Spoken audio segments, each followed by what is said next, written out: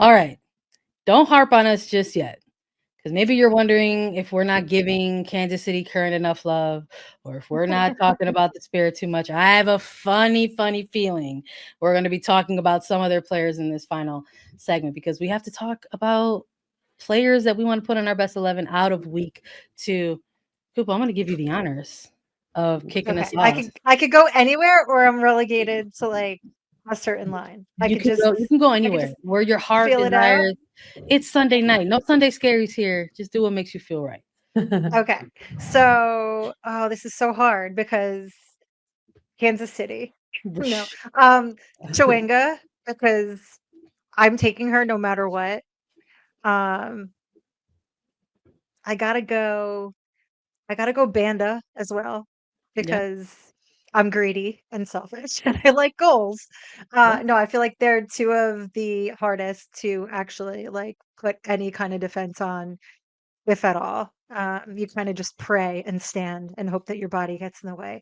And I think I have to say, can I do two at the top and then do goalkeeper? Yeah. Okay. And I'll go Anna Moorhouse. Okay, Anna Moorhouse holding it down. Look, hard to ignore 2 clean sheets for sure. Look, when we did best 11 out of week 1, I went with Moorhouse in the back as well, because there's the argument that like her team put up 6 big ones on the Stars. So what are you doing? Giving it to Moorhouse? But I mean, she did have to face a certain number of crosses, a certain number of entry passes. Listen, you don't get to select the teams that you play, but right now they're also, I think, tied with 8 goals in first 2 weeks, is tied with the like record in NWSL. And my counter argument to that would be like, in those kind of games, it's actually super hard to keep it turned on all the time. Right. If your team is just like going off and doing that. So I'm with you on your Anna Moorhouse pick for goalkeeper.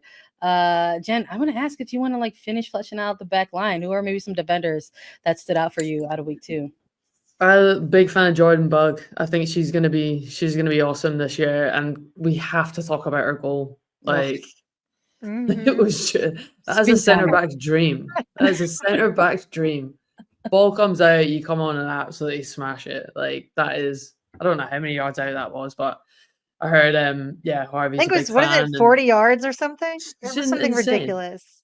Insane. I hope she's watched that back multiple times and enjoyed every one of them. But yeah, big fan. And then Rafaelle, obviously spoke about it already, but you talk about Anna Moorhouse and clean sheets, but I think I'm not going to pick up the centre backs, but you got to keep the chances down to a minimum and protect your goalkeeper. And like exactly what you're saying, Sandra, for Anna Moorhouse, be sharp when you do get to make those big saves, because they might not come as often if you've got a strong back line ahead of you. So I'm going to start with those 2. Okay, but I don't know if you want to add anything to it. I was happy with your front 3, I will say, but I would put Carly Lima. I liked her in the front 3. And Cascarino. Yeah, that's a good shout for this. It's very hard to. Yeah, Cascarino was. Cascarino, I could be swayed. Yeah, Cascarino would be the one. Yeah. We might just have to do this in a way where it's like, okay, here's our back line, here's our goalkeeper, and here's our front 6. And like, just go. Like, I mean, is that midfielder and the rest go? That's like every single pickup game ever, because everybody wants to play up top. You're like, anybody? No, nobody. Yeah. Okay, cool.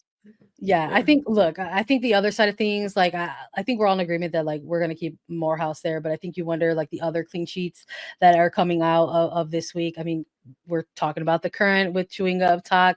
So Chwenga's got 2 goals in 2 games already. The repeat Golden Boot is off to a potentially great start here.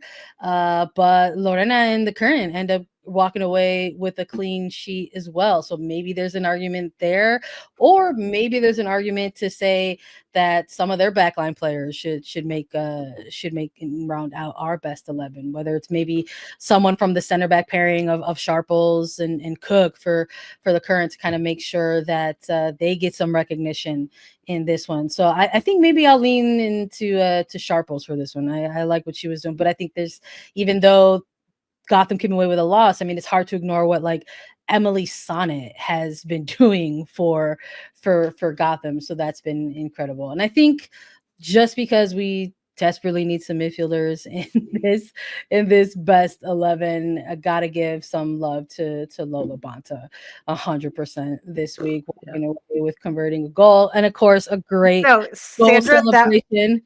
that one slide tackle that she did, 2-footed, so clean.